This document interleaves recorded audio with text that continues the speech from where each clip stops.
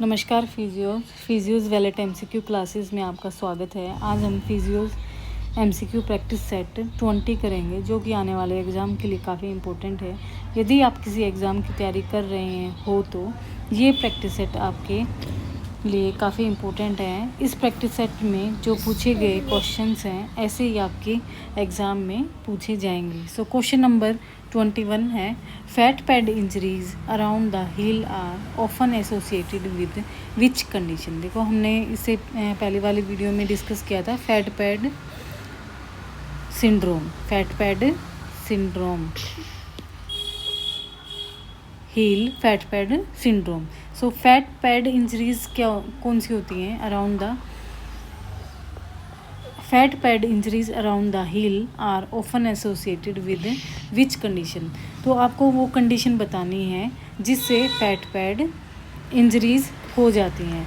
Option A plantar fasciitis, B calcaneus stress fracture, C Achilles tendon rupture, D fat pad atrophy. So answer here is calcaneal stress fracture.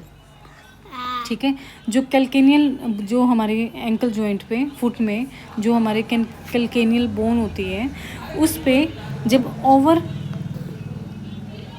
Over stress, overloading होगी तब ये injury होगी। Bone stress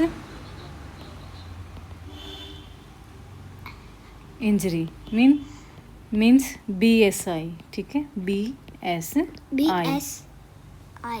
ठीक है, तो calcaneal bone पे जो calcaneal bone है उस पे ओवर स्ट्रेस, ओवरलोड होगा। कैल्केनियल बोन का अगर फ्रैक्चर भी हो जाता है तब क्या होगी, कौन सी इंजरी होगी? आपकी फैट पैड इंजरी होगी। अब देख लेते हैं कि फैट पैड बोल सकते हैं आप, फैट ब्रूइस भी बोल सकते हैं और फैट कंट्यूजन भी बोल सकते हैं। तो देखो, इससे पहले वाले वीडियोस में हमने क्या किया था? Muscle bruise, MUSCL, muscle bruise. ठीक है, इसको हम क्या बोलेंगे? Muscle contusion. ठीक है, और दूसरा हमने किया था periosteal contusion, means bone contusion. और अब थर्ड कंट्यूजन कौन सा है आपका? ये है फैट कंट्यूजन या फिर फैट ब्रूइस। ठीक है, तो अब देख लेते हैं कि जो फैट पैड होता है consist of closely packed adipose cells. एक तो क्वेश्चन आपका यहाँ से ये बन सकता है कि जो हमारे फैट पैड होते हैं ये किससे बने, कौन से सेल से बने होते हैं? ये होते हैं adipose cells surrounded by fibrous septa which commonly divided the fat pad into separate compartments. ठीक है, the function of the fat pad is not well establish and may vary according to anatomical location. ठीक है, fat pad कहाँ, anatomical location, anatomically ही located होते हैं। However they appear to have role in, देखो fat pad का क्या role है यहाँ पे? रोल्स। ठीक है, रोल्स बताया गया है। तो रोल है यहाँ पे कुशन का। किसका रोल है? Cushioning and facilitating joint lubrication, देखो यहाँ पे रोल्स लिख लेते हैं हम अपने रोल्स। तो फैट पैड के रोल्स क्या होंगे? एक तो है कुशन का काम करता है फैट पैड, किसका? कुशन। और दूसरा क्या करता है? ज्वाइंट को लुब्रिकेट करता है, इन्हांस करता है, फैसिलिटेट करता है, facilitating joint lubrication. Okay, it is in their cushing role that fat pads are susceptible to acute compression injury, in particular the calcaneal fat pad। एक तो कैल्केनियल फैट पैड हो गया, एक है इंफ्रापटेलर फैट पैड। और third है planter fat pad. तो जो कैल्केनियन फैट पैड है अंडर द हील, ठीक है, ये हील के अंडर होगा। देखो ये जो हील है, ठीक है,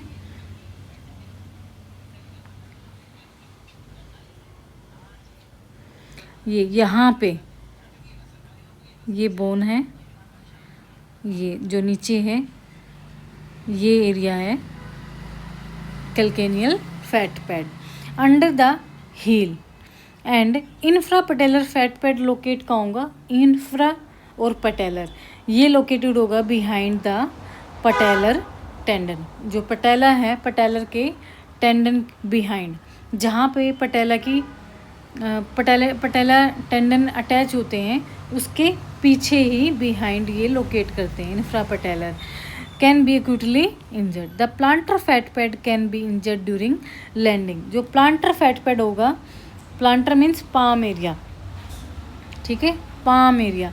जब भी कोई हाइट से कूदता है ज़्यादा तो क्या होता है, सबसे पहले उसके प्लांटर फैट पैड इंजर्ड होते हैं। While the infra patellar fat pad can be injured by landing on the knees. देखो जो हाइट से जब जंप करता है उसको तो कौन सी इंजरी हो जाती है, fat pad, planter fat pad की। और जो ये नीज है, इन्फ्रा पटेलर जो फैट पैड है उसकी इंजरी किसके द्वारा होगी, लैंडिंग ऑन द नीज और pinching the fat pad between the femoral condyles, ठीक है। तो उससे में क्या होगा, जब नीज पे कोई भी लैंडिंग करेगा तब ये जो pad infra patellar fat pad है वो फीमोरल कॉन्डाइल और टिबियल कॉन्डाइल्स के बीच में क्या हो जाएगा, पिंच हो जाएगा, ठीक है। फीमोरल कॉन्डाइल जो हमारे फीमोरल कॉन्डाइल हैं वो क्या करेंगे, इन्फ्रा पटेलर फैट पैड को क्या करेंगे, कंप्रेस कर देंगे, जिसकी वजह से वो फैट पैड की इंजरी हो जाएगी, ठीक है। इससे पहले वाली वीडियो में हमने इसका साइन देख लेते हैं। साइन कौन सा होगा, साइन होगा sail sign, SAIL, sail sign. और जब जॉइंट में फ्यूज़न होता है, ठीक है, पेन, स्वेलिंग और फ्यूज़न होता है, तब ये जो सेल साइन है ये क्या हो जाए, इसका जो साइज़ है वो क्या हो जाएगा, इंक्रीज़ हो जाएगा, ठीक है। नेक्स्ट क्वेश्चन करते हैं, question number 22। Which imaging modality is most commonly use to detect fat pad sign. तो फैट पैड साइन को डिटेक्ट करने के लिए कौन सी मोडेलिटीज़ यूज़ की जाती है। Option A MRI, B CT scan, C x ray, D ultrasound. So answer here is x ray lateral view, ठीक है। तो देखो यहाँ पे ये जो है ये है आपका प्लांटर नहीं, calcaneal fat pad, calcaneal fat pad injuries, ये ठीक है। नेक्स्ट करते हैं question number 23। The most common injuries of acute skin injury in athlete. देखो एथलीट्स में स्किन इंजरी भी होती हैं, ठीक है, और वो किस टाइप की होती हैं देख लेते हैं। Option A cycling, B contact sports, C swimming, D both A and B. जल्दी से क्वेश्चन का आंसर कमेंट करें कि इसका आंसर क्या होगा। So answer here is D, both A and B. जो स्किन इंजरी है, एक्यूट जो स्किन इंजरी एथलीट को होती हैं वो किन किन को होती हैं। एक तो साइकिलिंग में, या फिर साइकिलिस्ट, ठीक है, जो साइकिल चलाते हैं एथलीट्स उनको साइकिलिस्ट बोलते हैं। और contact sports are common in athlete, particularly those competing in contact sports and cycling. Open wound may be cause by scraping, ठीक है। देखो कई बार है ना ओपन वुंड्स भी हो जाते हैं, और कारण क्या होता है, स्क्रैपिंग मीन्स अब्रेशंस, कटिंग, कहीं पे कट लग जाना, कटिंग को बोले लेसरेशन, और piercing means puncture. 4 possible damage to underlying structure such as, देखो एक्यूट स्किन इंजरी अगर भी होगी तो वो कौन से पॉसिबली जो डैमेज अंडरलाइंग स्ट्रक्चर होंगे, कौन से स्ट्रक्चर ज़्यादा डैमेज होंगे, वो होगा tendon, muscles, blood vessels and nerve. ठीक है, अब देखते हैं principle of treatment of all open wounds. तो ऑल ओपन वुंड्स का हमने क्या देखना है कि स्टॉप एनी एसोसिएटेड ब्लीडिंग। देखो सबसे पहले तो जो ओपन वुंड है उसकी ब्लीडिंग को स्टॉप करना है। फिर ओपन वुंड में डेफिनेटली इन्फेक्शन ज़रूर होगा, तो प्रिवेंट करना है इन्फेक्शन। थर्ड करना है इमोबलाइजेशन। ठीक है, इमोबलाइजेशन अगर वेयर नीडेड, वहाँ पर अगर नीड है इमोबलाइज करने की तभी इमोबलाइज करेंगे। और फोर्थ है चेक टेटनस स्टेटस। ठीक है, तो ये है आपकी स्किन इंजरी में। स्किन इंजरी में कई बार घाव भी हो जाते हैं।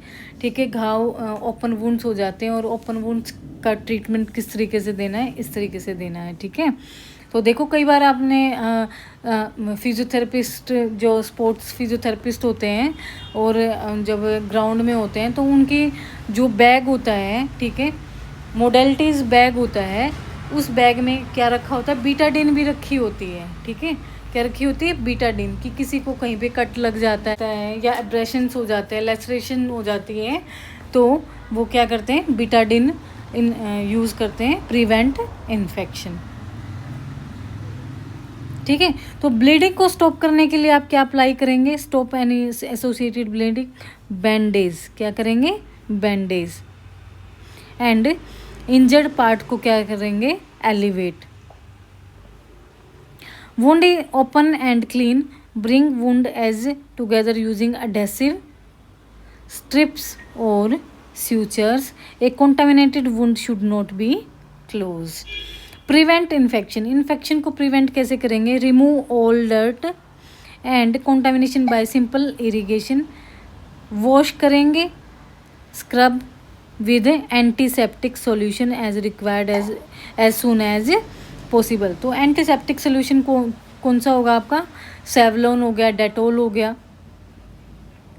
वुंड इज सीवियरली कंटामिनेटेड, और किसी को भी कैंडिडेट को अगर स्पोर्ट्स की किट बनानी है तो वो इन ये चीज़ें ऐड कर सकता है, जैसे लाइक डेटोल हो गया, क्रीप बैंडेज हो गई,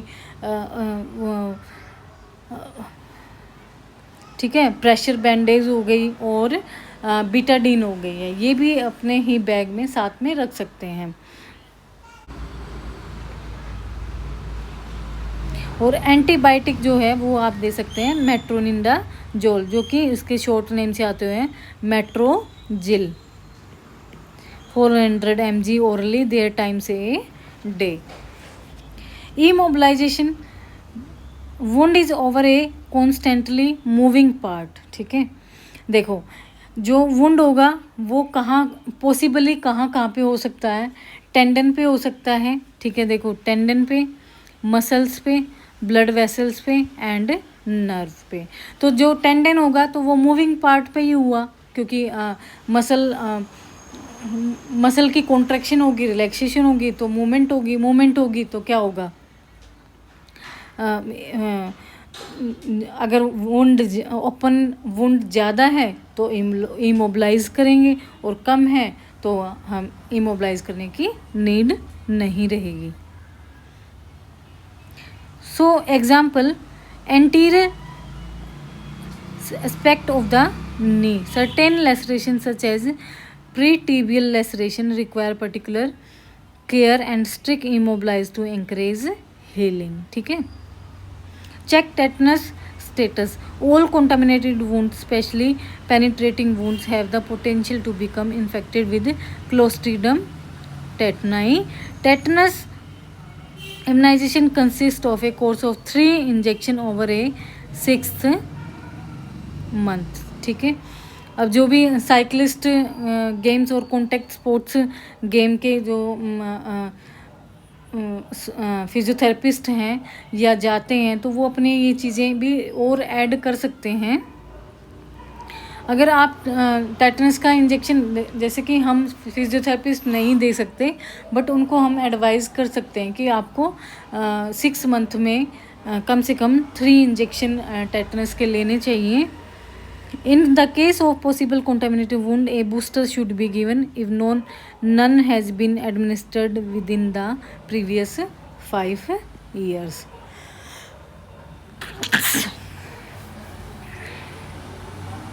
So इसका आंसर है both A and B, cycling and B contact sports.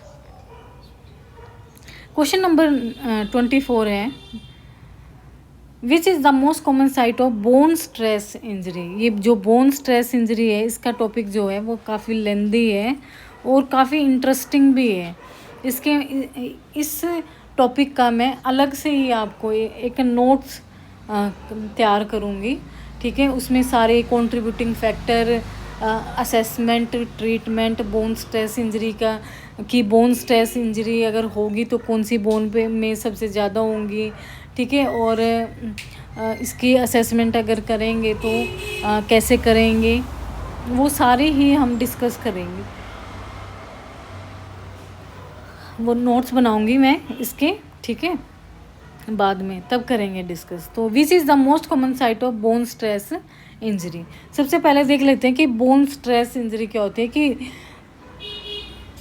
देखो, bone stress injury means weight bearing, जहाँ पे सबसे ज़्यादा जहाँ पे जो बोन सबसे ज़्यादा वेट बियर करती है, ठीक है, वहीं पर क्या होती है, bone stress injuries most commonly मिलती हैं। बट ऐसा नहीं है कि वेट बियर करते हैं तभी बोन स्ट्रेस इंजरी होती है, नॉन वेट बियरिंग भी बोन स्ट्रेस इंजरी हो सकती है। सो क्वेश्चन में पूछा गया है कि मोस्ट कॉमन साइट बताओ कि बोन स्ट्रेस इंजरी की कौन सी है। टीबिया है, फिबुला है, मेटाटार्सल है, D all of the above है। So answer here is all of the above, tibia, fibula and metatarsals. छोटा सा एग्जाम्पल ले लेते हैं। देखो, लॉन्ग डिस्टेंस रनर, ये इम्पोर्टेंट है एम्स के लिए, एम्स एग्ज़ाम के लिए, ठीक है, वेरी वेरी इम्पोर्टेंट। BSI, देखो लॉन्ग डिस्टेंस रनर है। आज इस क्वेश्चन से आपको कुछ और भी नया सीखने को मिलेगा। एक तो होते हैं लॉन्ग डिस्टेंस रनर, ठीक है, जो लंबी दौड़ लगाते हैं, ठीक है, और एक होते हैं स्प्रिंटर। स्प्रिंटर वो होते हैं जैसे कि 100 metre race, 200 metre race, 400 metre race, ठीक है। ये कौन होते हैं, ये होते हैं स्प्रिंटर्स। और लॉन्ग डिस्टेंस रनर कौन से होंगे, लॉन्ग डिस्टेंस रनर जैसे कि 800 मीटर मैराथन, ठीक है।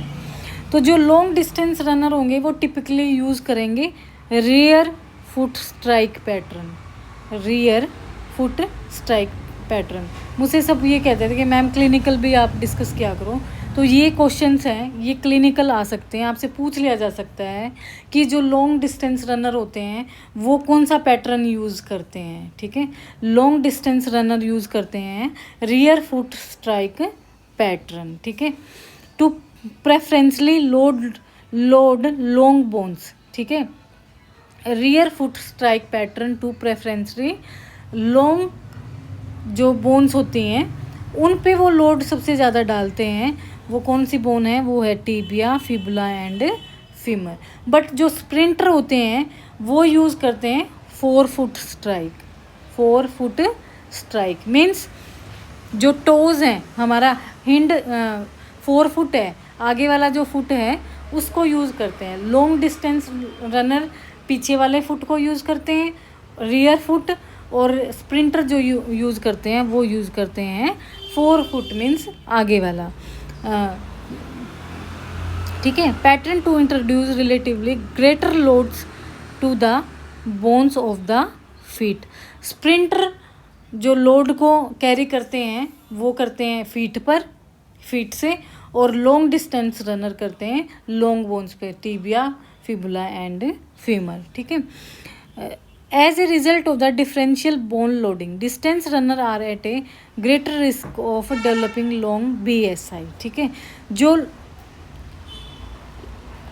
लोडिंग डिस्टेंस, जो लॉन्ग डिस्टेंस जो रनर होते हैं उनमें greater risk of developing long BSI। ठीक है। जो लॉन्ग डिस्टेंस रनर होते हैं उनमें ज़्यादा रिस्क डेवलप होता है किसका? BSI का, मीन्स बोन स्ट्रेस इंजरी का। Whereas sprinter are more prone to BSI of the tarsals and metatarsals bone. ठीक है।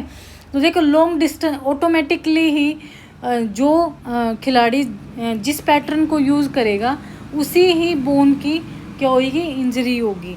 तो जो long distance runner long bone को यूज़ करते हैं, ज़्यादा रियर फुट को यूज़ करते हैं, तो उनको लॉन्ग बोन BSI होगा। और अगर जो स्प्रिंटर होते हैं हमारे, स्प्रिंटर यूज़ करते हैं 4 फुट, मीन्स टार्सल्स और मेटाटार्सल्स बोन्स, तो उनको BSI means bone stress injury कहाँ होंगी? टार्सल्स और मेटाटार्सल्स बोन की। ठीक है। I think I hope you आप समझ रहे होंगे क्वेश्चंस को। ठीक है। BSI predominantly occur at a weight bearing site. ठीक है। BSI वहीं पे ही प्रीडोमिनेंटली होगा जहाँ वेट बियर होगा। ठीक है। वेट बियरिंग साइट पे। They also occur in response to repetitive loading at non weight bearing site. For instance rower. ठीक है। रोवर कौन होते हैं? ठीक है। रोवर्स वो होते हैं, आपने देखा होगा ना साउथ में कई बार नाव चलाते हुए काफ़ी सारे लोग बैठे होते हैं, और वो गेम होता है ना कि जब वो अपनी नाव को चलाते हैं, स्पीड से चलाते ले जाते हैं, उसको बोलते हैं, उस गेम को बोलते हैं रोविंग, मीन्स नाव चलाना। रोवर्स कौन से होते हैं? नाव चलाते हैं, नाव चलाना।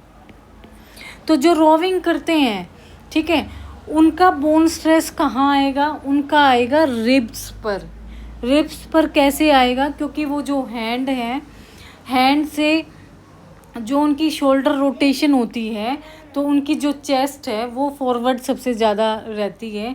ठीक है। जो उनकी स्ट्रेंथ लगती है वो एंटीरियर चेस्ट लगती है। ठीक है। तो जो आप भी खुद ऐसे चला के देख सकते हैं कि जब आप नाव चला रहे हैं तो आपको कहाँ पे स्ट्रेस लग रहा है, आपको फील होगा। आप बैठे बैठे आप करके देख सकते हैं। जितना आप अपने ऊपर करके देखेंगे ना, उतना ही आप को अच्छे से रिमाइंड रहेगा क्वेश्चन भी, कि जो रोविंग्स करते हैं, नाव चलाते हैं, उनको बोन स्ट्रेस इंजरी कौन से एरिया पे होगी?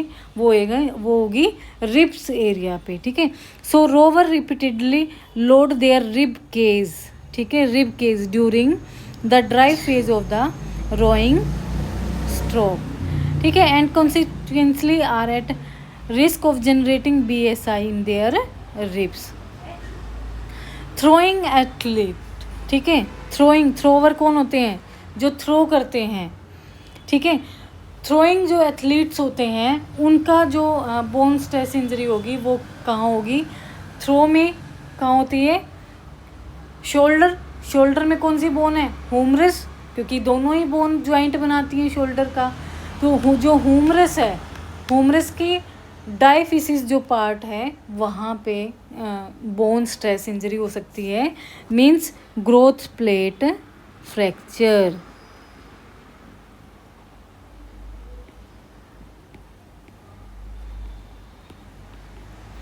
ठीक है।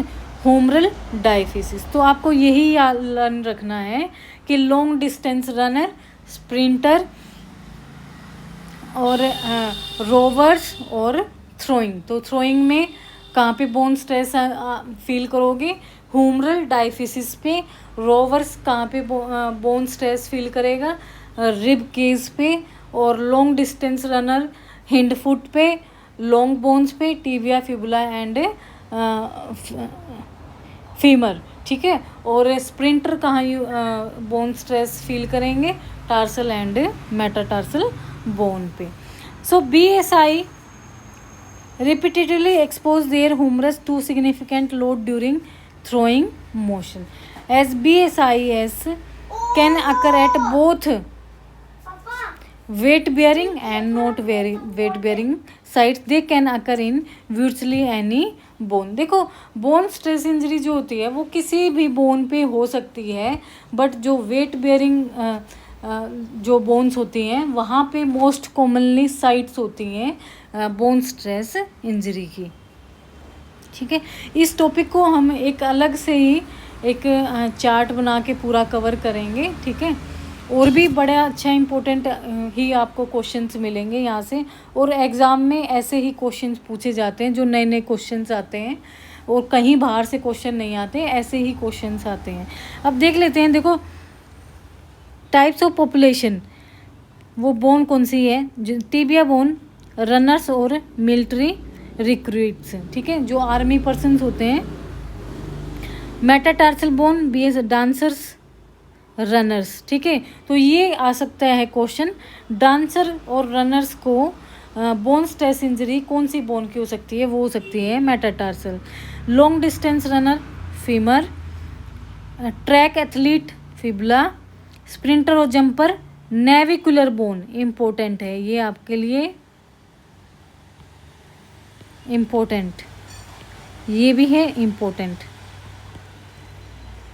ठीक है, sprinter and jumper, navicular bone. And long distance runner, pelvis में pubic ramus. And rowers and throwers, rib cage. ठीक है, सो क्वेश्चन नंबर 25 है हमारा, which bone involve of bone stress injury in sprinter. जल्दी से कमेंट करो, इस question का आंसर आप बता सकते हैं, बिल्कुल इजी है। Option A tarsals and metatarsal, B tibia and fibula, C dorsal blade, D vertebra. So answer here is A tarsals and metatarsals. Question number 26. What is the ositis?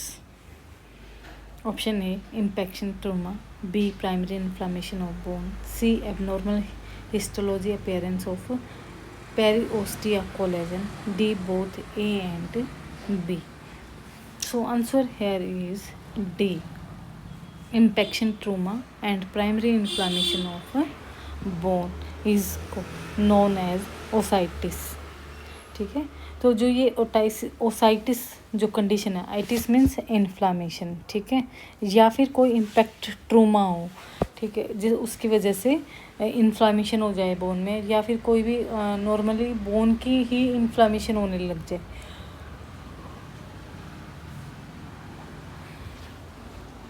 सो ओसाइटिस जो condition है ये एक ओवर यूज़ इंजरी है। ठीक है, कौन सी है, ओवर यूज़ इंजरीज। देख यहाँ से देख लेते हैं, ओसाइटिस इम्पेक्शन ट्रूमा और primary inflammation of bone and periostitis. ठीक है, ओसाइटिस एंड पेरी ओसाइटिस।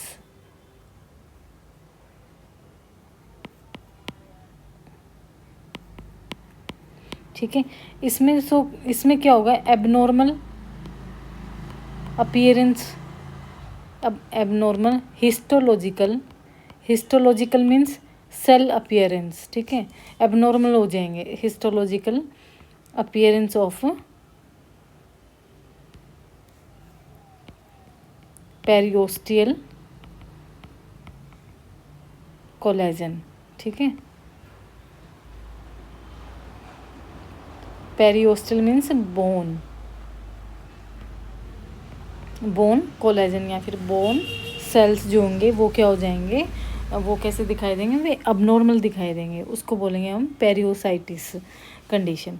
और osteitis means inflammation of bone. So these are the over use injuries. The condition known as osteitis pubis. इस कंडीशन को और हम क्या कहते हैं, ओसाइटिस प्यूबिस। और अगर प्यूबिस अगर बोलते हैं तो this condition occurs in the pubic bones of the pelvis। देखिए जी, हमारी ये है प्यूबिक्स बोन, ठीक है, इस तरीके से बनती है हमारी बोन। जो बीच में ये प्यूबिक सिम्फेसिस होता है ना, यहाँ पे इन्फ्लामेशन हो जाती है, इसको बोलते हैं osteitis pubis. And characterised by deep seated pain and tenderness of the symphysis pubis. ठीक है, जो ये प्यूबिस ऑफ सिम्फेसिस है, इसकी क्या हो जाएगी, टेंडरनेस हो जाएगी, एंड डीप सीटेड क्या होगा, पेन।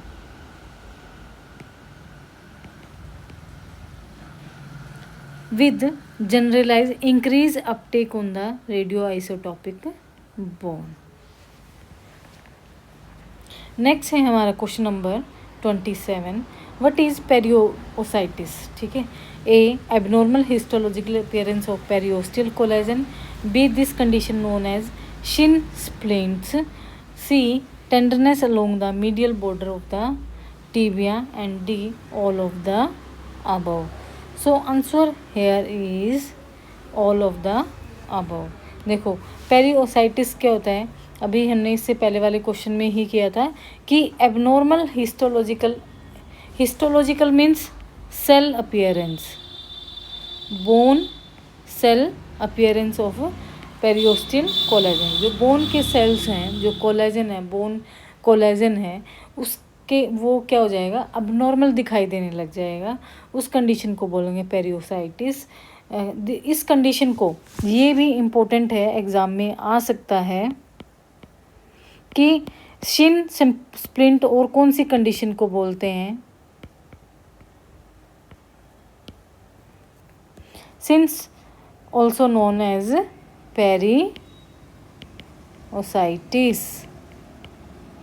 ठीक है, tenderness along the medial border of the tibia. ठीक है, और medial border of tibia stress, bone stress is called shin splint. So इसका आंसर है आपका, ये सभी आपके आंसर बनते हैं, ठीक है। अब ये देख लेते हैं, periostitis occurs commonly mainly at the medial border of the tibia and a condition often known as shin splint. ठीक है, in this condition tenderness along the medial border of the tibia at the interface between the muscles and bony attachment correspond with an area of increased uptake on the bone scan. The treatment of periositis consists of local symptomatic therapy as well as unloading the muscle contraction on the periosteum. Unloading the muscle contraction on the periosteum in the shin, strain may be reduced by altering the biomechanics through controlling excessive pronation. Soft tissue therapy and stretching may also be effective। ठीक है, ये इसका treatment है कि patient को क्या बोलेंगे कि वो ज़्यादा लोड इनटेक ना करे,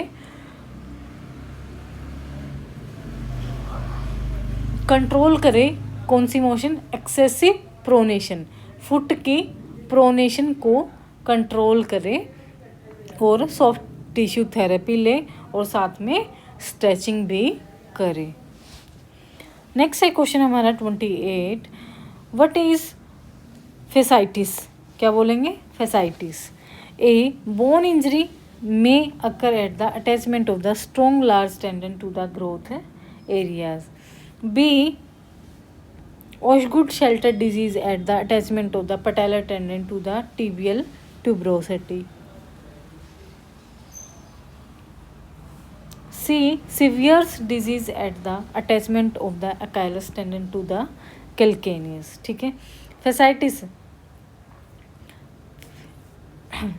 बोन इंजरी, देखो फर्स्ट है बोन इंजरी में occur at the attachment of the strong large tendon to the growth area, ठीक है। Osgood Schlatter disease at the attachment of the patellar tendon to the tibial tuberosity. Severe Sever's disease at the attachment of the Achilles tendon to the calcaneus. So इसका answer है आपका all of the above. Mainly ये condition क्या बताना चाह रही है, itis means inflammation, ठीक है। कहाँ पे होना, बोन, जहाँ पे बोन और टेंडन, बोन के ऊपर किसकी अटैचमेंट होती है, टेंडन की। जहाँ पे टेंडन अटैच होता है उस एरिया पे जब इन्फ्लामेशन होती है उसे बोलते हैं हम फेसाइटिस, ठीक है। देख लेते हैं यहाँ पे भी, बोन इंजरी में occur at the attachment of the strong large tendon to the growth area, this condition is called fasciitis, ठीक है। The most common example are, इसका एग्जाम्पल फेसाइटिस का अगर इंटरव्यू में अगर आपसे पूछ लिया जाता है कि जो फेसाइटिस है इसका एक अच्छा एग्जाम्पल दो, तो वो है आपका Osgood Schlatter disease. So Osgood Schlatter disease at the attachment of the patellar tendon to the tibial tuberosity.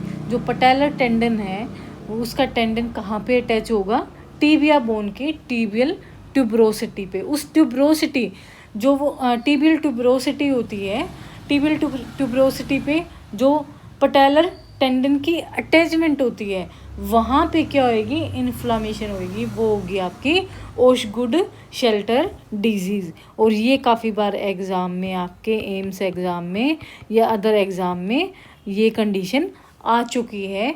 और ये किसका एक अच्छा एग्जाम्पल है, ये एग्जाम्पल है फेसाइटिस का। एपोफेसाइटिस भी बोल सकते हो, फेसाइटिस भी बोल सकते हो, ठीक है। और Sever's disease at the attachment of the Achilles tendon to the calcaneus. जो कैलकेनियस बोन होती है और कैलकेनियस बोन पे जो अकाइलस टेंडन की अटैचमेंट होती है वहाँ पे जब इन्फ्लामेशन होती है, वहाँ पर पेन होता है, उसे हम बोलते हैं सीवर्स डिजीज़। क्या बोलते हैं, सीवर्स डिजीज़। देखो यहाँ से आपके काफ़ी सारे क्वेश्चन बनते हैं, ये आपको पता होना चाहिए। Osgood Schlatter disease, patellar tendon attached to tibial tuberosity, and Sever's disease, Achilles tendon attached to the calcaneal bone, ठीक है। यह इन दोनों की अटैचमेंट जहाँ पे होती है वहाँ पे जब इन्फ्लामेशन होती है तो कौन सी कंडीशन बन जाती है, ये दोनों किसके अच्छे एग्जाम्पल हैं, ये एग्जाम्पल है फेसाइटिस के, ठीक है। नेक्स्ट क्वेश्चन है हमारा 29, which joint most commonly involve in sinus tarsi syndrome, ठीक है, साइनस टारसाई सिंड्रोम। तो आपको यहाँ पे मोस्ट कॉमन ज्वाइंट बताना है, A knee joint, B subtalar joint and hip joint, C phalanges and D elbow joint. So answer here is sinus tarsi, tarsal subtalar joint and hip joint, ठीक है। So यहाँ पे ये दो joint हैं, sinus tarsi syndrome of the subtalar joint and synovitis of the hip joint. So यहाँ पे देख लेते हैं, देखो इन्फ्लामेटरी चेंजेस इन ज्वाइंट पे, joint associated with over use are classified as synovitis and capsulitis, synovitis and capsulitis. या तो कैप्सुलाइट जो कैप्सूल्स होते हैं उनकी इन्फ्लामेशन हो जाए कैप्सुलाइटिस, साइनोवियल फ्लूइड की इन्फ्लामेशन हो जाए तो synovitis. Example of these problems are sinus tarsi syndrome of subtalar joint and synovitis of the hip joint. देखो अब ये कैसे होंगे, देखो सबसे पहले क्या होगा, impingement syndrome occur when a bony abnormality either congenital or acquired cause two bony surface to impinge on each other। देखो दो बोन के सरफेस होते हैं, वो दो बोन के सरफेस आपस में क्या करेंगे, दबाएंगे, ठीक है, पिंच करेंगे, कंप्रेस करेंगे, ठीक है। उससे क्या होगा, साइनस टारसाई सिंड्रोम हो जाएगा। इम्पिंजमेंट सिंड्रोम भी बोल सकते हैं इसको हम। और ये जो दो बोन की जो एबनॉर्मलिटी होती है, ठीक हो, देखो जो बायोमैकेनिकली अगर बोन है तो ये कंडीशन होगी नहीं, और अगर बायोमैकेनिकली ये बोन की जो एनाटॉमिकल या फिजियोलॉजिकल या स्ट्रक्चरल अगर कुछ भी एबनॉर्मलिटी है तो कोई ये कंडीशन हो सकती है, और ये कंडीशन कंजेनाइटल भी हो सकती है, by birth. Congenital means by birth होना, और एक्वायर्ड मीन्स उसके बाद होना, ठीक है। जैसे कि बोन न्यूट्रिशन ना लेना, पूरी बॉडी में अच्छे न्यूट्रिशन नहीं लेते हैं, तब बोन की एबनॉर्मलिटीज़ हो जाती हैं, या फिर कभी चोट लग जाना, पास्ट हिस्ट्री में कोई भी ऐसी कंडीशन हो जाना जिसकी वजह से ऐसी ये कंडीशन बन जाती है, ठीक है। ज्वाइंट कौन कौन से होते हैं? Femoro acetabular impingement at hip joint, femoro acetabular impingement at hip, and posterior impingement at ankle joint, ठीक है। Impinge on a structure passing between them, supraspinatus tendon at shoulder, shoulder में याद रखना सुप्रास्पाइनेटस, एंकल में याद रखना posterior impingement at ankle joint, and hip में रखना आप femoro acetabular impingement at the hip, ठीक है। causing damage to the that structure, treatment require either removal of the structure abnormality or modification of biomechanic to relieve the impingement, ठीक है। So question था हमारा which joint most commonly involve in sinus tarsi syndrome. अगर आपसे पूछा जाता है कि साइनस टारसाई सिंड्रोम में सबसे ज़्यादा कौन सा ज्वाइंट इन्वॉल्व होता है, वो होता है आपका सबटेलर ज्वाइंट। जो सबटेलर ज्वाइंट है ये आपका एंकल ज्वाइंट है, और हिप ज्वाइंट, ठीक है। हिप ज्वाइंट में synovitis,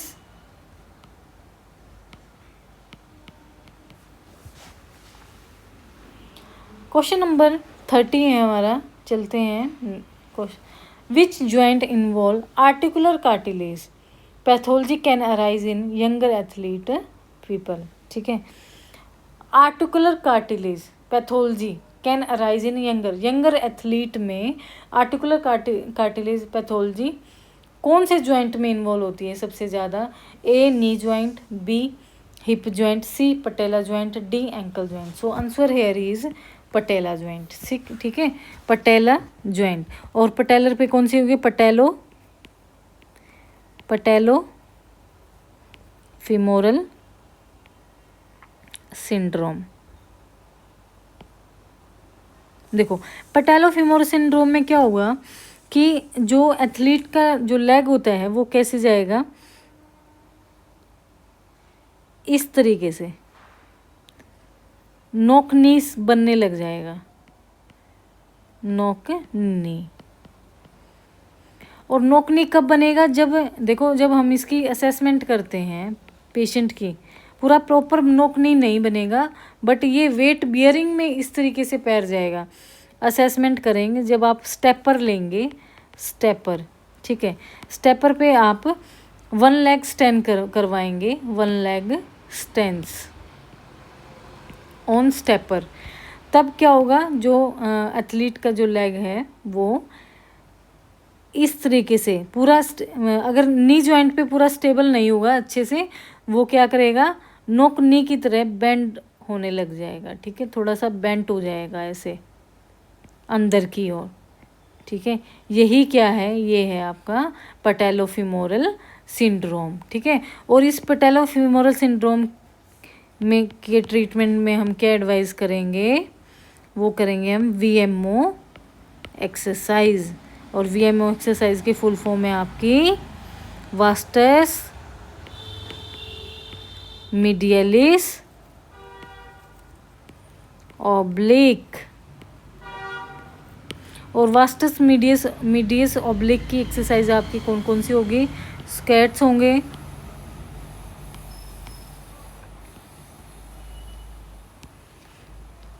leg raise and squats, ठीक है। ये जो VMO एक्सरसाइज है, ये क्वेश्चन आया था एम्स में कि VMO एक्सरसाइज कौन सी कंडीशन में करवाएंगे, वो कराएंगे हम पैटेलोफीमोरल सिंड्रोम में। नेक्स्ट क्वेश्चन है 31, which ligament injury in baseball pitches is the most common of ligaments of overuse injury. तो बेसबॉल पिचेस पे में मोस्ट कॉमन जो लिगामेंट इंजरी होती है वो किसकी होती है? देखो फुटबॉल, सॉकर्स में किसकी होती है लिगामेंट इंजरी? सॉकर्स किसको बोलते हैं? फुटबॉलर्स, ठीक है। ACL इंजरी होती है, ACL लिगामेंट इंजरी होती है। और बेसबॉल में होती है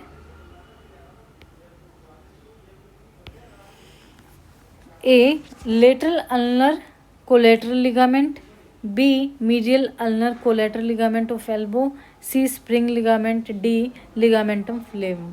so answer here is medial ulnar collateral ligament of elbow. देखो base and ball pitches is the most common ligament overuse injury is medial ulnar collateral ligament of elbow।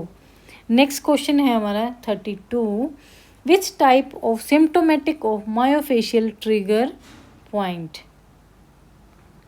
ठीक है, आपको सिम्टोमेटिक ट्रिगर पॉइंट बताना है। A passive, B active, C both A and B, D only passive. So answer here is active. ठीक है, क्या है? Active.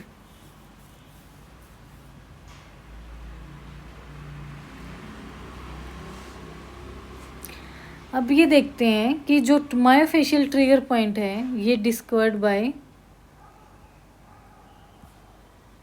देखो ट्रिगर पॉइंट एक्टिव भी हो सकते हैं और पैसिव भी हो सकते हैं, बट आपसे पूछा गया है सिम्टोमेटिक। जो सिम्टोमेटिक होंगे वो होंगे आपके एक्टिव।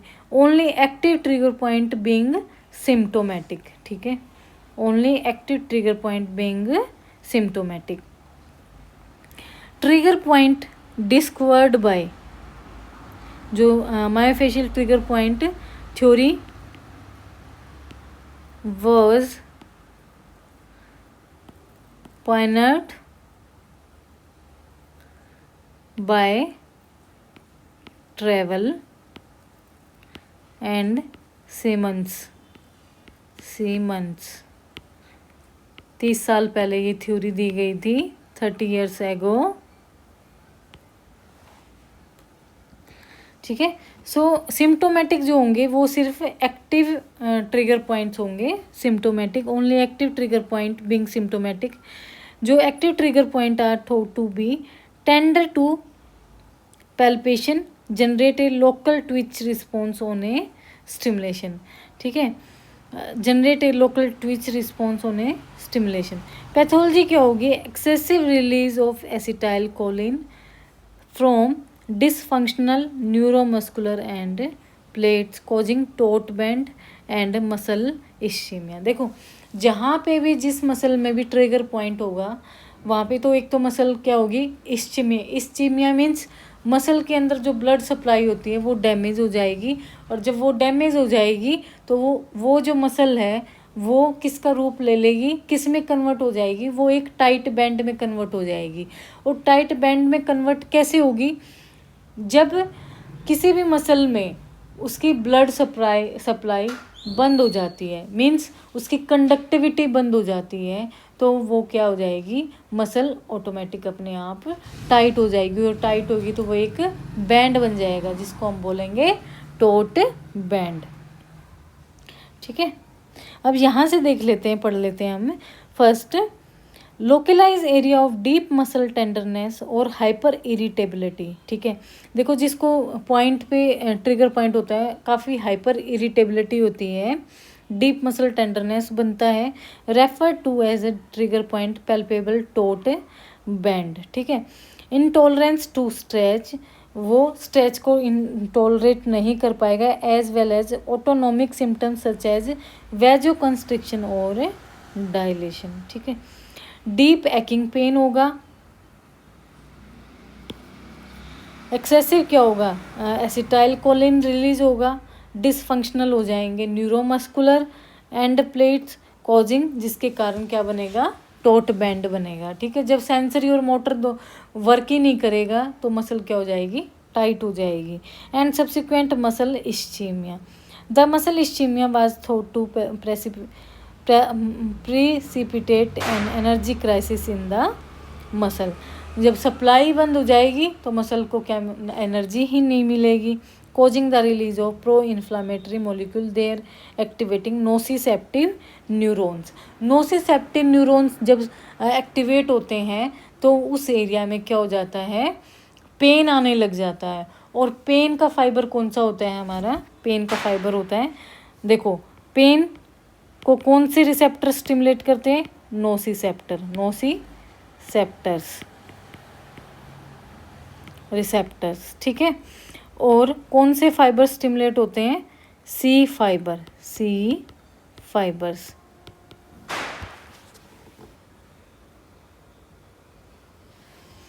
ठीक है, ये है हमारा, कैसे करेंगे डायग्नोस सोनो इलास्टोग्राफी। ठीक है, कौन सी मोडलिटी यूज़ करेंगे, सोनो इलास्टोग्राफी से हम चेक करेंगे कि कौन से मसल फाइबर टोट बैंड में कन्वर्ट हो गए हैं। अब देखते हैं ट्रीटमेंट में आप क्या दे सकते हैं। देखो किसी भी फाइबर को आप स्टिमुलेट करेंगे तो कैसे करेंगे, फिजियोथेरेपी ट्रीटमेंट आप ये स्प्रे स्ट्रेच करेंगे, प्रेसरिंग, ड्राई निडल अप्लाई करेंगे,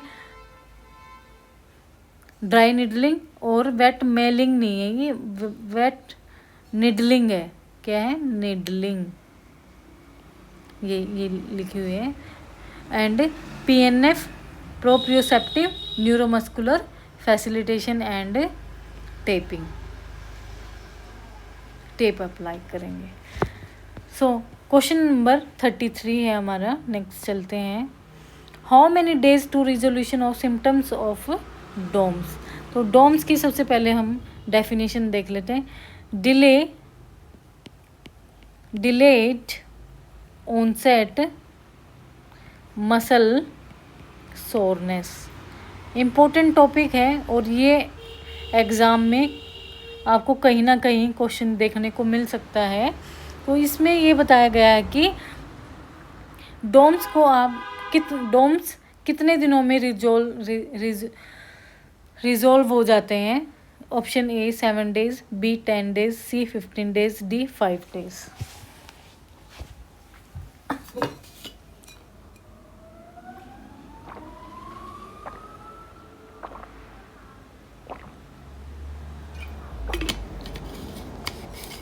So answer here is B 10 days।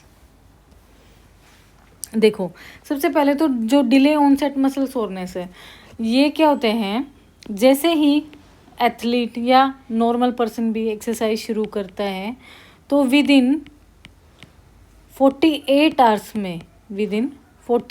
Hours after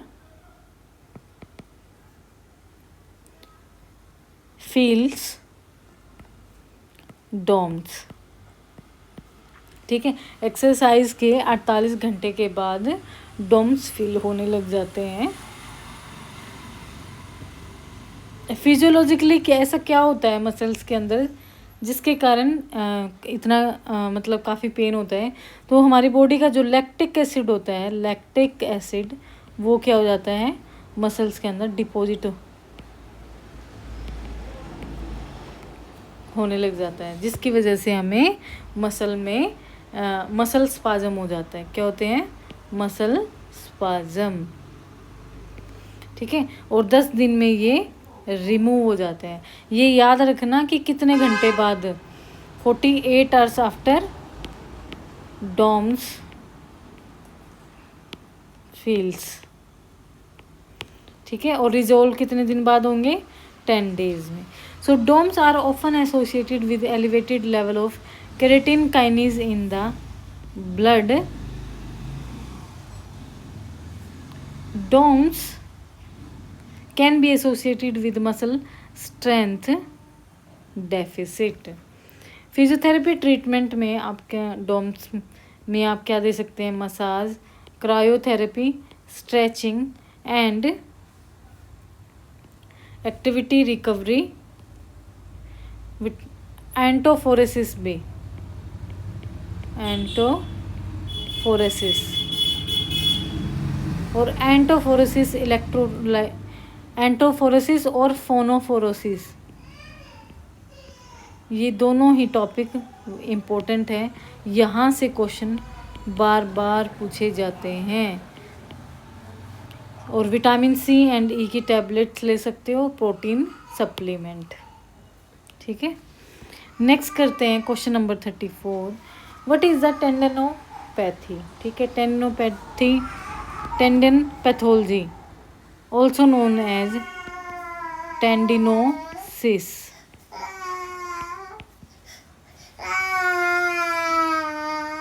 question number 34 है, what is the tendinopathy and tendinosus?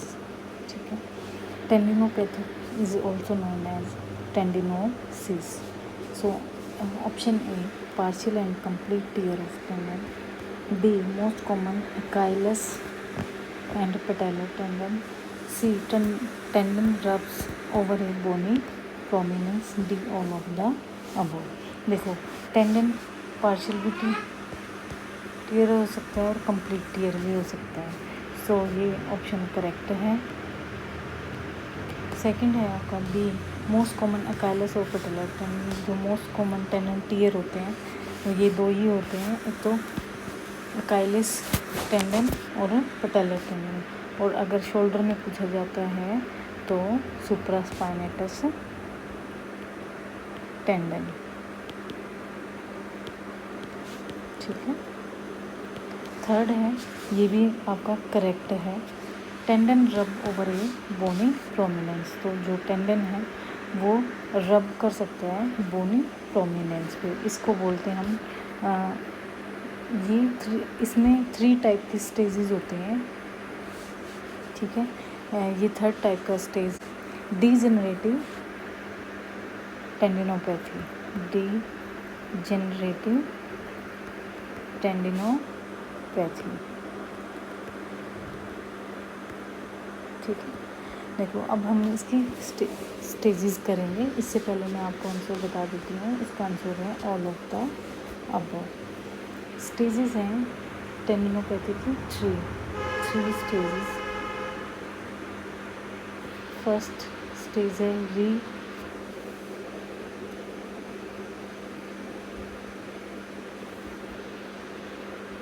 Reactive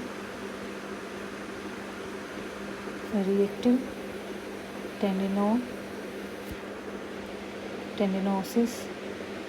second stage है आपकी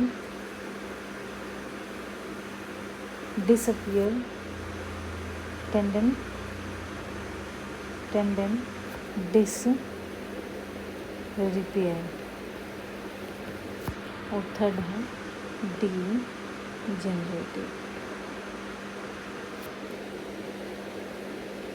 tendinosus.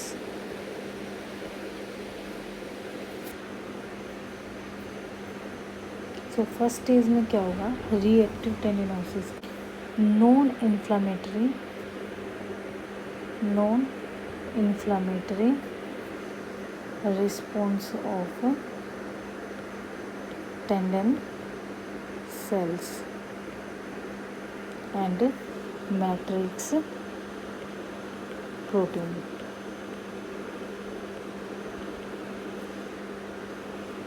To acute tensile or compressive overload.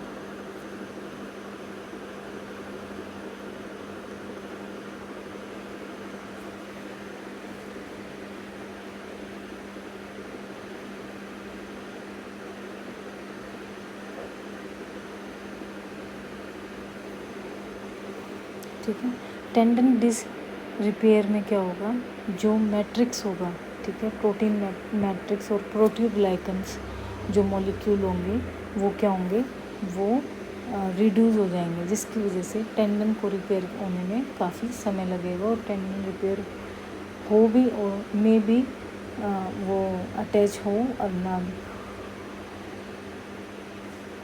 Third है degenerative tendinosus, means tendon रब over ए बोनी prominence. ये most common आपको कहाँ किन athletes में देखने को मिलेगा, ये मिलेगा आपको older age and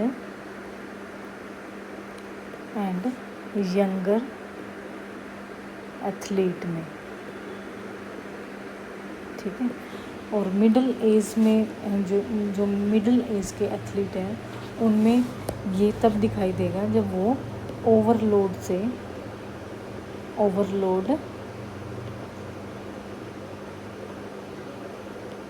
tendon practice करते हैं, ठीक है। अब करते हैं क्लिनिकल प्रेजेंटेशन, क्लिनिकल फीचर्स, ठीक है, या फिर clinical presentation. Overuse tendon pain, देखो पेन होगा after exercise, pain after exercise, ठीक है, more frequently following morning upon rising, ठीक है, मोर फ्रिक्वेंटली मॉर्निंग राइजिंग।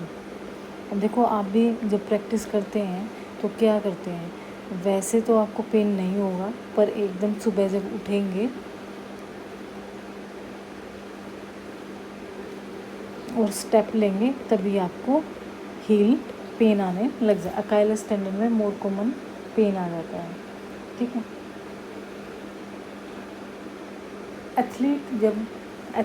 अब एथलीट की बात करते हैं, जब एथलीट क्या करता है, रन करता है, ठीक है, रन करता है तो रन थ्रू द पेन में क्या करेगा, जैसे कि एथलीट है और जब वो रन करेगा तो धीरे धीरे थोड़ी टाइम बाद वो पेन क्या होगा, डिसअपियर हो जाएगा, ठीक है। एथलीट रन्स थ्रू पेन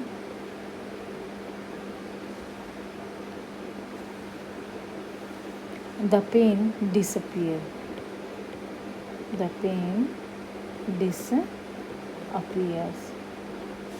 क्यों, क्योंकि उसकी जो बॉडी है वो वार्म अप हो जाएगी। Only to return after exercise when they cool down,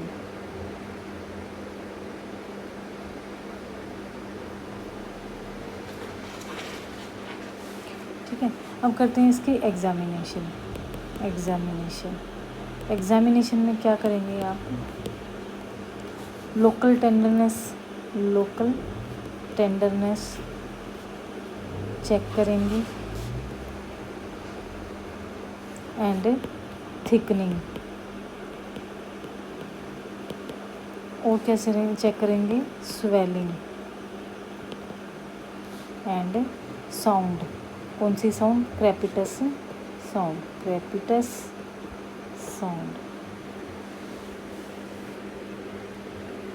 ठीक है। और जब क्रेपिटस साउंड आने लग जाती है तो तभी आप समझ जाना कि sign of tenosynovitis, it is not inflammatory fluid, कि फ्लूइड की ही reduce fluid of the joint and bone. अब करते हैं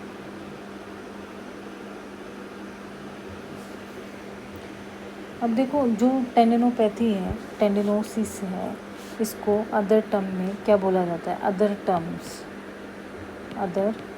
टर्म्स एक तो बोला जाता है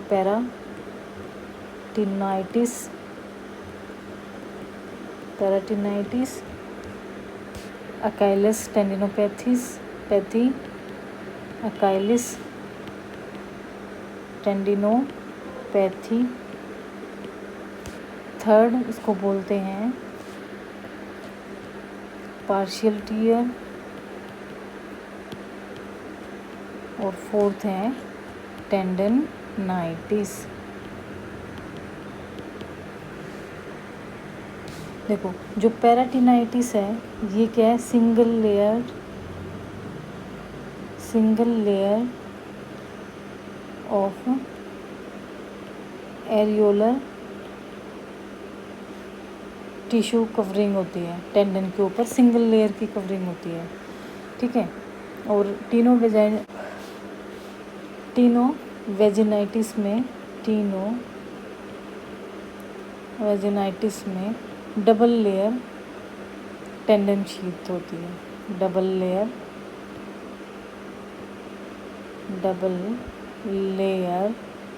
tendon sheath. Okay,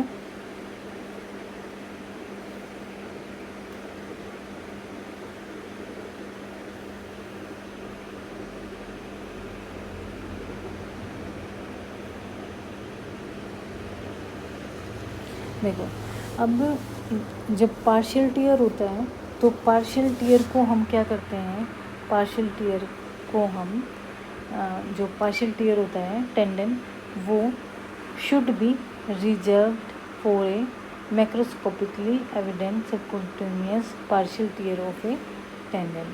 means partial tear को हम अच्छे से रिपेयर कर सकते हैं। जो ये पार्शियल टियर हो जाता है, देखो ये पार्शियल टियर अभी हमने बात की थी, अगर सिंपल पार्शियल टियर होता है तो रिपेयर हो जाता है, बट पार्शियल टियर भी होता है और टेंडन डीजनरेट भी होता है, ठीक है।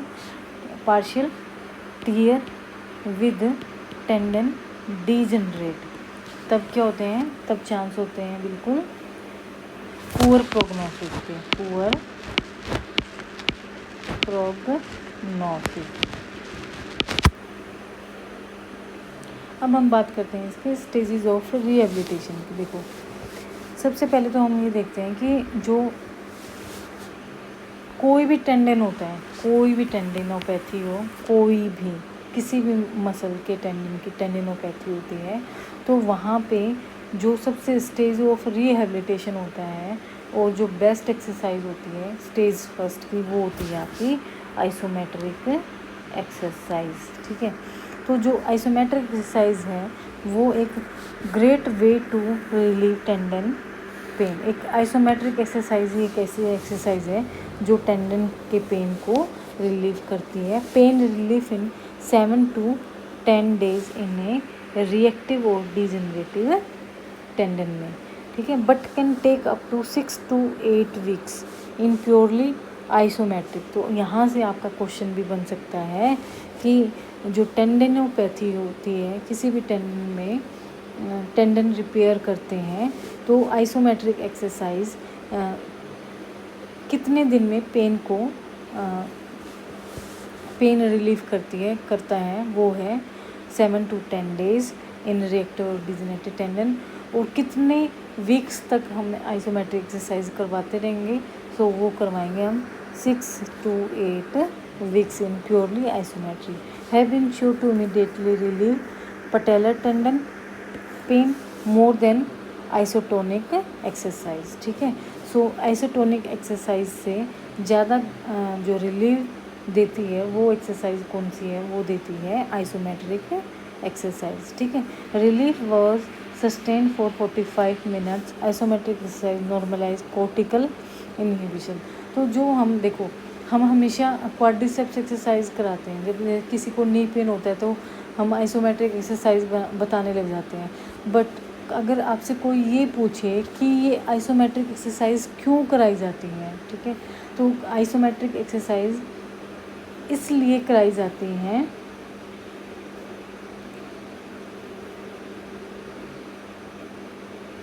ये जो कोर्टिकल, जो हमारे न्यूरोलॉजिकल जो सेंस होती हैं, हमारे कोर्टिकल इनहिबिशन कोर्टिकल जो सेंस होती है उसको क्या करता है, इनहिबिट कर देता है। क्या करता है, इनहिबिशन मीन्स रोकना। कोर्टिकल सेंस को क्या करता है, इनहिबिट कर देता है, जिसकी वजह से पेन, जो हमारा पेन आता है टेंडन में, टेंडन एरिया में, वहाँ वो रिलीफ होना शुरू कर देता है।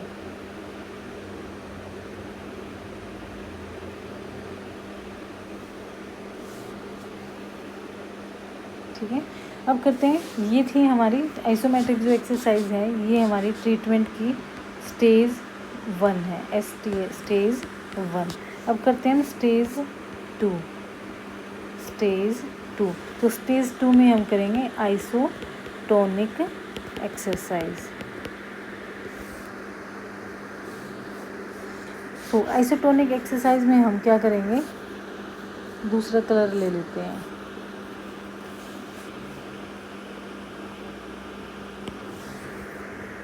स्लो एंड हैवी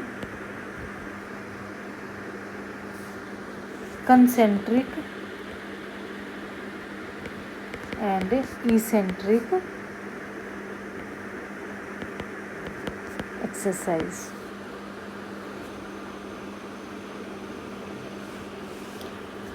जो ये एक्सरसाइज है, ये क्या इम्प्रूव करेंगी, ये डायरेक्ट इम्प्रूविंग स्ट्रेंथ। क्या इम्प्रूव करेगी, डायरेक्ट इम्प्रूव करेंगी strength in the muscle tendon unit पे। ठीक है, तो फिर डे बाय डे हम क्या करेंगे, स्लाइटली लॉन्गर इसेंट्रिक कंपोनेंट करवाएंगे। ठीक है, लॉन्गर, स्लाइटली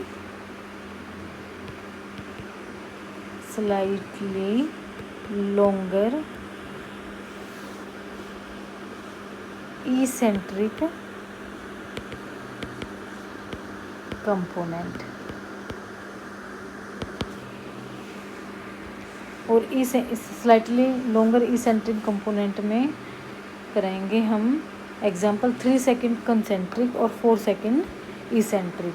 3 सेकंड तो हम कंसेंट्रिक करवाएंगे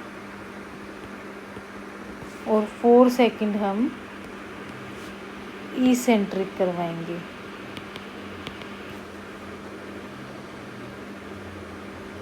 ठीक है, तो ये हम क्यों करवाएंगे, ये हम करवाएंगे ब्रेन प्लास्टिसिटी के लिए। किसके लिए, ब्रेन या फिर न्यूरो प्लास्टिसिटी। ब्रेन प्लास्टिसिटी और न्यूरो प्लास्टिसिटी का मीन्स क्या है,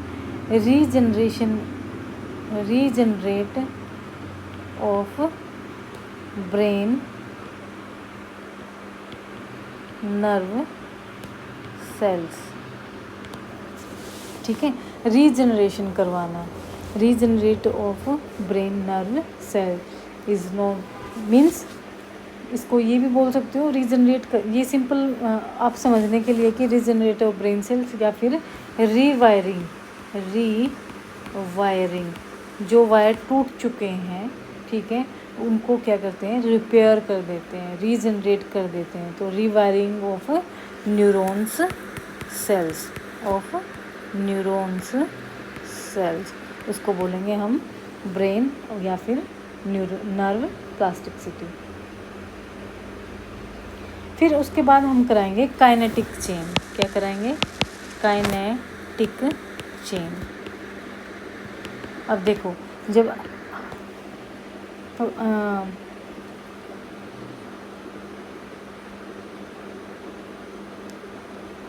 सो काइनेटिक शुड, हमें जो काइनेटिक चेन है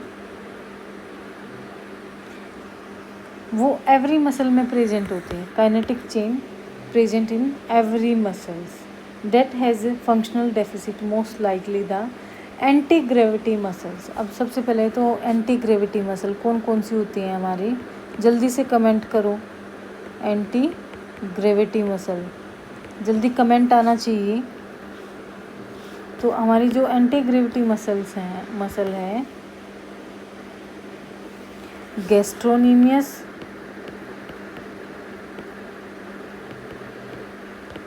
and soleus quadriceps and gluteal.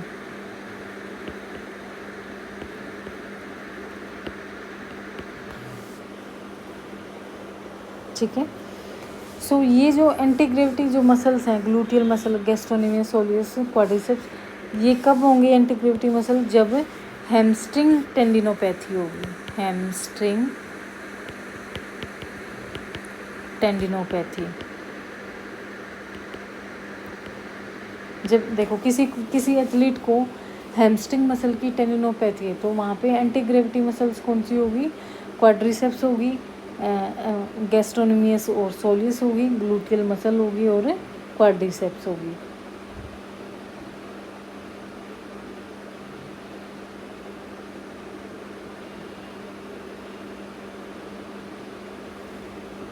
ठीक है, तो अब इसमें आइसोमेट्रिक एक्सरसाइज तो हमने देख लिया था कि 7 to 10 डेज में पेन रिलीव हो जाएगा और कंटिन्यू ये 6 to 8 वीक्स कराएंगे। आइसोटोनिक एक्सरसाइज कब तक कराएंगे? आइसोटोनिक एक्सरसाइज कराएंगे हम 12 वीक्स। और आइसोटोनिक एक्सरसाइज के साथ साथ हम एंडोरेंस के लिए वेट बियरिंग एक्सरसाइज जैसे सच एज स्टेयर क्लाइंबिंग हो गया, आइदर अकाइलस और पटेलर टेंडिनोपैथी में हम ये यूज़ कर सकते हैं। फिर थर्ड स्टेज आएगी हमारी, ट्रीटमेंट स्टेज है ये थर्ड, वो है हमारी energy storage exercise, energy storage exercise.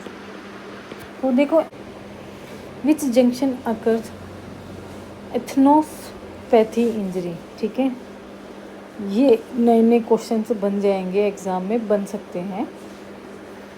वो कौन सा जंक्शन है एथनोपैथी इंजरी बनाती, किस किस के बीच में बनाती है? आप बिटवीन लिख लेते हैं, which junction between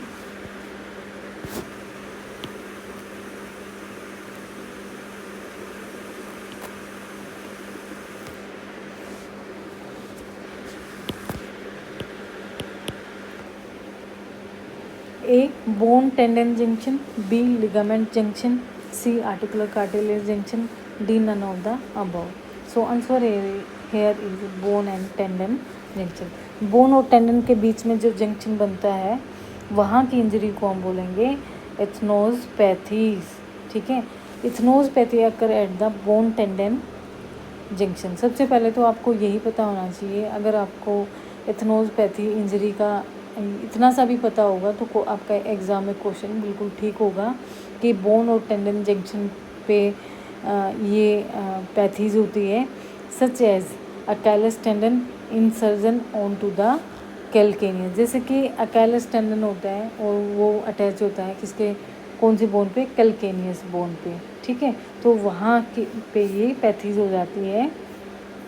एथनोपैथीज are similar to the tendinopathy. देखो एथनोपैथी सिमिलर है किसकी? Tendinopathy, in that they are primarily degenerative in nature, primary degenerative in nature. Treatment principle are the same, जैसे टेंडिनोपैथी का ट्रीटमेंट ऐसे ही एथनोपैथी इंजरी का symptoms है। बस आपको ये बताना है कि बोन और जंक्शंस पता होना चाहिए एथनोपैथी से कि कहाँ पे। क्वेश्चन नंबर 36 है हमारा, which of the following is not a common site for bursitis. देखो bursa body contains many bursa. ठीक है, बॉडी जब बॉडी कंटेन करती है मैनी बर्सा, काफ़ी सारे जॉइंट्स पे बर्सा आपको देखने को मिलेंगे, एनाटॉमिकल आपने देखा भी हो।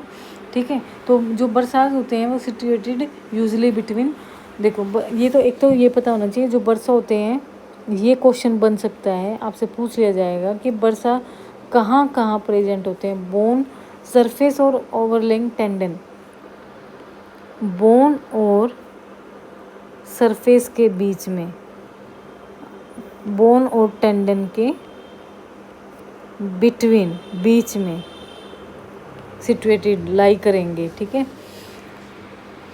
सो इसमें से बताना है आपको, क्वेश्चन हमारा ये है कि not a common site of bursitis, A subacromial, B prepatellar, C retrocalcaneal, D carpal tunnel. So definitely carpal tunnel is a syndrome.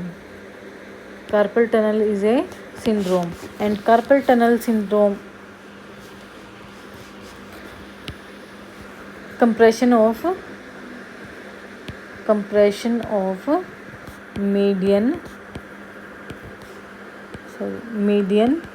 nerve or test Phelan test and reverse Phelan test.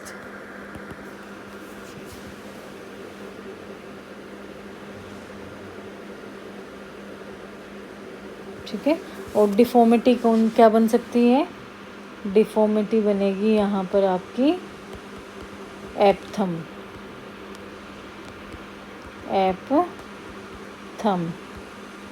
और एपथम के लिए आप कौन सा brace use करेंगे? थम brace use करेंगे, थम स्पाइका।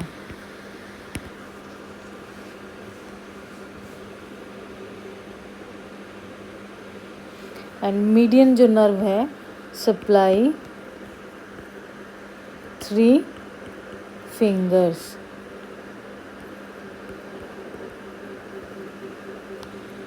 thumb, index finger and between index finger and long finger। ठीक है, तो ये है आपका कार्पल टनल सिंड्रोम। सो ये क्वेश्चन दूसरा है, ये हम बर्साइटिस का कर रहे हैं, ठीक है। तो भी इसमें क्वेश्चन पूछा गया है which of the following not a common site of bursitis. ये सारे बर्साइज हैं, subacromial bursa, prepatellar bursa, retrocalcaneal bursa. अब यहाँ से देखते हैं, injuries to bursa are over use injuries, ठीक है, resulting from excessive shearing and compressive forces. Overuse injuries in bursa are quite common, particularly at the subacromial bursa. The greater trochanteric bursa, जो greater trochanteric bursa है, ये कहाँ मिलेगा आपको? bursa deep to the IT band at the knee. Retrocalcaneal bursa separate करता Achilles tendon from the calcaneus bone. तो ये आपको भी पता होना चाहिए। तो रिट्रोकैल्केनियन किसको, कौन से टेंडन को सेपरेट करता है? अकाइलस टेंडन टू कैल्केनियस। अब करते हैं इसके ट्रीटमेंट। देखो पैथोलॉजी देख लेते हैं। Pathology affecting bursa commonly couple with other local pathologies such as tendinopathies and impingement syndrome. Symptoms include localized pain, swelling, typically increase with activity. Conservative approach to treatment are often trialed first. Treatment removal of irritating load. सबसे पहले तो load को क्या करेंगे? Remove करेंगे। Reduce inflammation and progressive return to pain-free activity. Specific treatment including like ice, electrical stimulation, antophoresis, gentle stretching, and once initial inflammation subsides, a stretching and strengthening program for the surrounding tissue. NSAIDs are widely prescribed। ठीक है, तो ये है आपका bursa का treatment, ये आपकी pathology, ये है कॉज और ये type of bursa. Question number 37 है हमारा, housemaid knee is inflammation of which bursa बोलते हैं? A infrapatellar bursa, B suprapatellar bursa, C prepatellar bursa, D peas and seri bursa. So answer here is pre-patellar bursa is also inflammation of housemaid knees. Next question है 38. Question number 38. Student's elbow. Student's elbow important है exam के लिए, very important. So student's elbow is associated with inflammation of the bursa. A. subdeltoid bursa, B. olecranon bursa, C. subacromial bursa, D. suprapatellar bursa. So answer here is olecranon bursa. Question number 39 है which bursa is typically involved in weaver bottom. weaver bottom ये भी आपके important है, very important for AIMS exam and any exam. A. trochanteric bursa, B. ischial bursa, C. subacromial bursa, D. Peas ansari bursa. So answer here is ischial bursa. weaver bottom bursa, ischial bursa. Question number 40 है आपका. In septic bursitis, septic means जहाँ पे antiseptic means infection. The most common infecting organism is ए.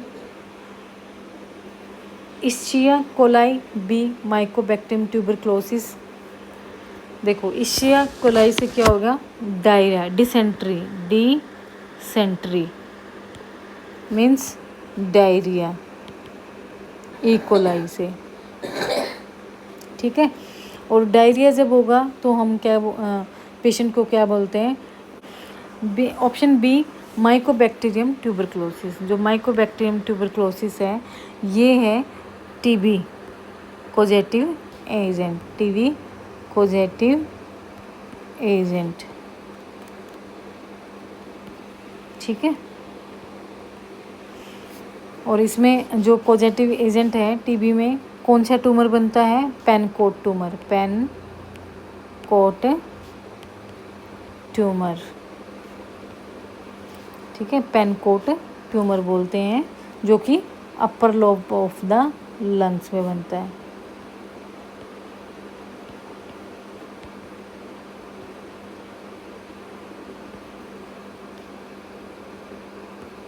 और 2 types की stage पे ये stage, ठीक है. सी है staphylococcus Aries and D Streptococcus pyogenes. Streptococcus pyogenes, pyogenes means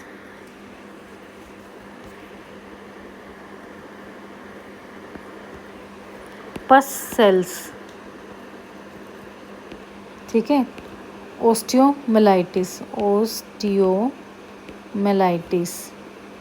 like bone mellitus, ठीक है. बोन का इन्फेक्शन हो जाना, ठीक है. पस सेल्स, बोन के अंदर पस बन जाना, उसको बोलते हैं ओस्टियोमेलाइटिस. तो इसका आंसर है आपका स्टेफाइलोकोकस ओरिस, ठीक है. So septic bursitis the most common infecting organism कौन सी है, स्टेफाइलोकोकस ओरिस. सो आज की हमारी स्पोर्ट्स इंजरी की MCQ क्लास एंड हुई. अगर मेरी वीडियोस आपको अच्छी लगती हैं तो प्लीज़ मेरी वीडियोस को लाइक करो, सब्सक्राइब करो और ज़्यादा से ज़्यादा शेयर करो. लाइक करना मत भूलो.